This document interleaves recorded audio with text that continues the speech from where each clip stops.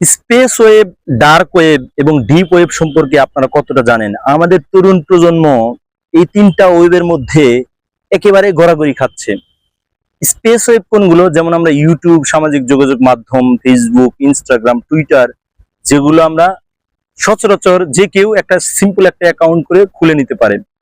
আর এই স্পেস ওয়েবের মধ্যে যে সমস্ত বালগারিটি অ্যাপস আছে বা কিছু অশ্লীল অ্যাপস আছে বা আপনার এই কি বলেন যে জিবারিশ যে ধরনের জিনিসগুলোকে, ফাইলগুলোকে আপনি ডিলিট করতে চান, এই ফাইলগুলো যখন ডিলিট হয়ে যায় তখন সেগুলো অপেক্ষাকৃত ডিপ ওয়েব সার্ফেসে যা আপনার জমা হয়। অর্থাৎ ডিপ ওয়েব সার্ফেসে যেগুলো আছে সেইগুলো আপনি উদ্ধার করতে পারবেন।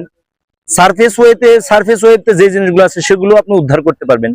কিন্তু ডার্ক ওয়েব সম্পর্কে আপনারা কতটা জানেন? এটা খুবই অ্যালার্মিং। ডার্ক ওয়েবে সরাসরি এরকম দেখায় যে আপনার 7 বছর বা 5 বছরের কোনো মেয়ে লাইভ সেক্স করতেছে, সেই জিনিসগুলো দেখানো যেতে পারে। আবার এরকম হয় যে একজন মানুষকে প্রকাশ্যে টুকরো টুকরো করতেছে, যেটা আপনি স্পেস ওয়েবে বা আপনার ডিপ ওয়েবে এটা দেখাতে পারবেন না, কিন্তু ডার্ক ওয়েবে এটা দেখানো হয়। এবং ডার্ক ওয়েবে আরো খুব সিরিয়াস কিছু ইস্যু আমি বলি, যেমন আপনি কাউকে খুন করবেন, এটার কন্ট্রাক্টরদের হয় ডার্ক ওয়েবে। আবার পৃথিবীতে যত ধরনের স্মাগল হয়, স্মাগলারিং কাজকর্ম হয়, স্মাগলারি হয়, এই সমস্ত জিনিসগুলো কিন্তু কন্ট্রাক্ট হয় ডার্ক ওয়েবে। এখন প্রশ্ন হলো, এই যে ডার্ক ওয়েবে পৃথিবীর সমস্ত নেককারজনক যে কাজগুলো হচ্ছে, এই ডার্ক ওয়েবে অ্যাক্সেস মূলত কাদের? এই অ্যাক্সেস মূলত সরকারি তরফ থেকে যারা অতি উচ্চ লেভেলের গোয়েন্দাগিরি করে তাদের একটা অ্যাক্সেস থাকে।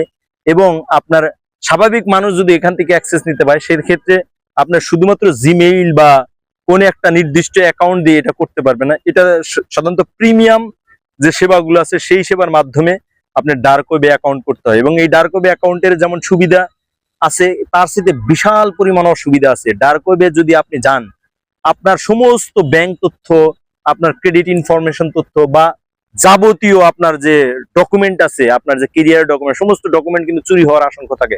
সুতরাং আমরা যারা সাধারণ মানুষ আছে, এই টোপে কখনোই না পড়া যে ডার্ক ওয়েবে কখনো অ্যাক্সেস নেওয়া। ডার্ক ওয়েবে যখন আপনি অ্যাক্সেস নেবেন, অতি উচ্চতর আপনার প্রযুক্তির জ্ঞান থাকতে হবে এবং অতি উচ্চতর ধরনের হ্যাকার হতে হবে।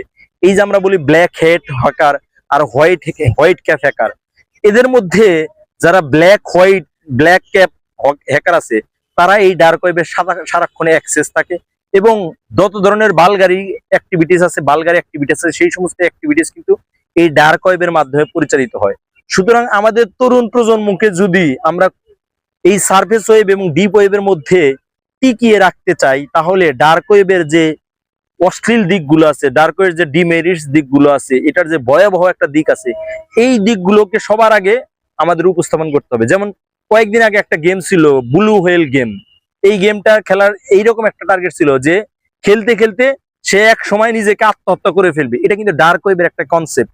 সুতরাং আমাদের তরুণ প্রজন্মকে যদি আপনার এই ধরনের গেম বা এই ধরনের অ্যাক্টিভিটি থেকে সরাতে চান, তাহলে এদের স্পেস ওয়েবের মধ্যে এবং ডিপ স্পেস ওয়েবের মধ্যে রাখতে হবে।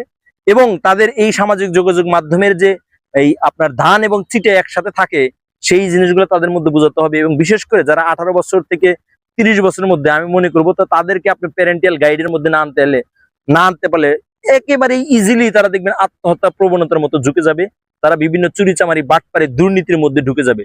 সুতরাং আসুন আমরা সামাজিক যোগাযোগ মাধ্যম ব্যবহার সম্পর্কে আরো নিজেকে সচেতন করি এবং জনসাধারণকে সচেতনতা করার জন্য যত ধরনের কার্ড আছে, যত ধরনের আপনার প্রচার প্রচারণা আছে, সেগুলো আমরা অব্যাহত রাখি। ধন্যবাদ সকলকে।